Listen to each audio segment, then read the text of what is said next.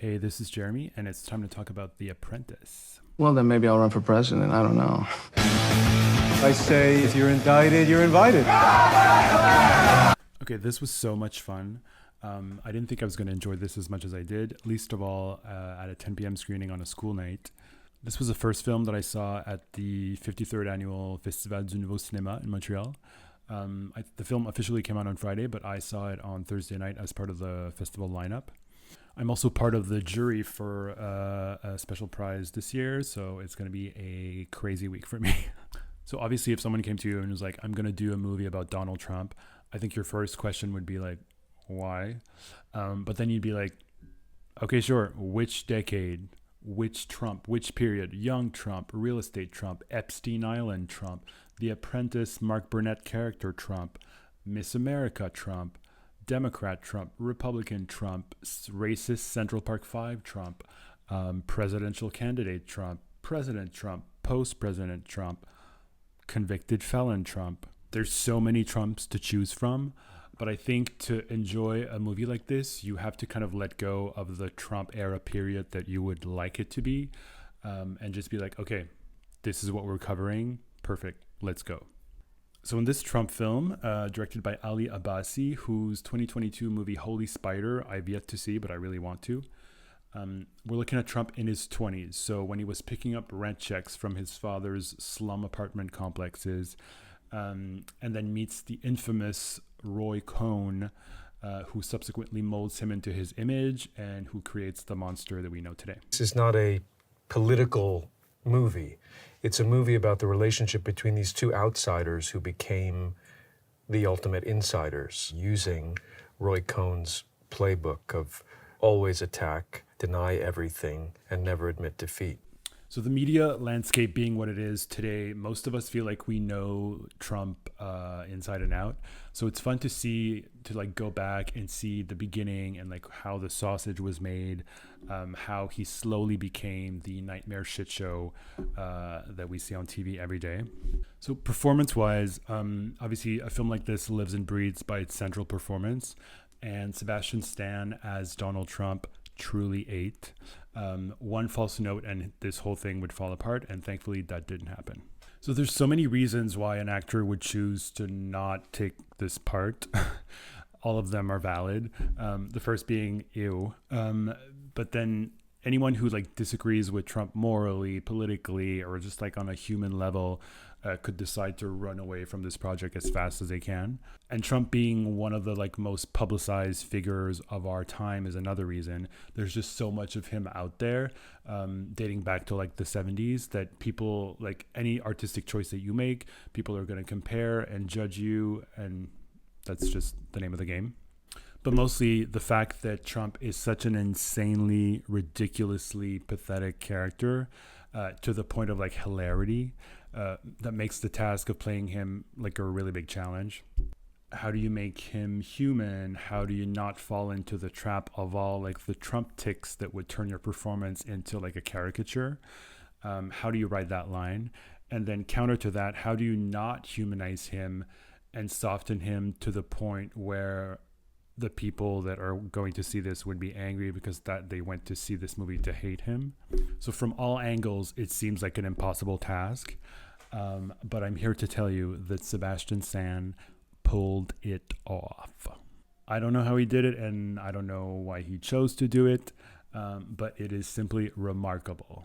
As an actor, I'm simply seeking to be challenged, and I've been more and more drawn to things that I honestly feel that upon coming in contact with them, I don't know if I'm going to be able to do or connect with right away. And if I usually have a strong feeling towards them, then it's an indication that maybe there's something there to explore, to learn from.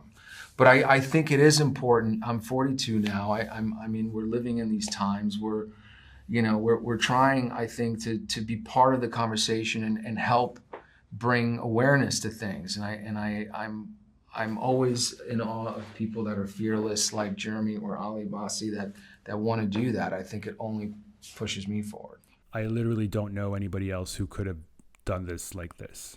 And he likely won't get the flowers that he should get this award season because fuck Trump, but I think it is a crazy, crazy good performance.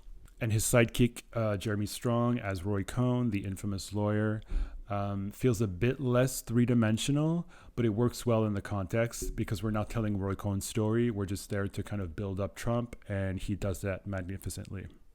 His legacy is a legacy of lies, divisiveness, hatred, and winning as the only moral measure. So, and his influence on Trump is incalculable, and therefore his influence on all of us is incalculable. So I think it's worth learning about that. I've seen two other people play Roy Cohn, Al Pacino in the HBO miniseries Angels in America from 2003. And then I saw Nathan Lane do Angels in America on Broadway in 2018, I think. And I think out of those three, I think Strong is my favorite of the three. I heard that someone played Roy Cohn in the recent TV show Fellow Travelers, but I haven't seen that yet.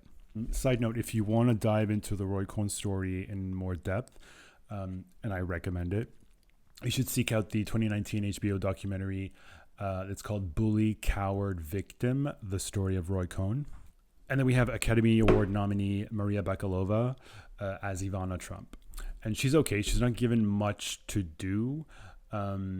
Unfortunately, I heard that there was more for her in the script, but it got cut out. But she does okay in the scenes that she does have. And I don't know who's playing Andy Warhol in this movie, but he looks more like Andy Warhol than anybody I've ever seen play Andy Warhol. So good for them. One of the things I love most about this movie is the cinematography. We're in like period appropriate video looking footage that blends kind of seamlessly with the archival material that they have in the movie. It's grainy, it's weirdly saturated, and it puts you right in the time period instantly. I absolutely loved it. It's not the kind of cinematography that gets recognized at the Oscars necessarily, but I think it should be. And then the costumes and the makeup are really great. I would love to see this in the same category as the people from The Substance at the Oscars. And since we're talking Oscars, I would obviously love for Sebastian Stan to be nominated for lead actor for this. Stan has two great performances this year, the other one being A Different Man, which I reviewed last week. But Trump is the role that everybody is probably going to be talking about because of who Trump is. I hope it happens, and honestly, I think he has a better chance of it happening if Trump doesn't win, because if he does, I think everybody's going to be depressed and no one's going to want to see this movie. And I think Jeremy Strong should also be nominated for Best Supporting Actor for Roy Cohn. This would be a great first nomination for him and such a departure from his Succession character. I don't know if he's strong enough to get in by himself if Sebastian doesn't get nominated and if the movie doesn't get anything else, but we'll see. And last thing, I understand people who would have preferred a darker, more sinister movie. But honestly, I think as evil as he is now, I think Trump is such a weak, like comical loser figure that you can't help but go in the direction of something more comedic in terms of tone. He's just too outrageous of a character to be in like a really serious movie. I got flair and I'm smart, so I think that's going to make me successful. But I also want to stay humble. And in terms of the ending, I really understand the choice, but I would have preferred the movie to end like on a more negative note. There's so many failures, mistakes, and flops in Trump's story and career that it feels kind of unfair to the viewer to end like on somewhat of a high note, like a positive note for him, for the character.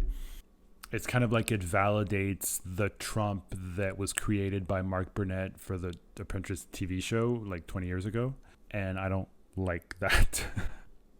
No one needs to be doing that.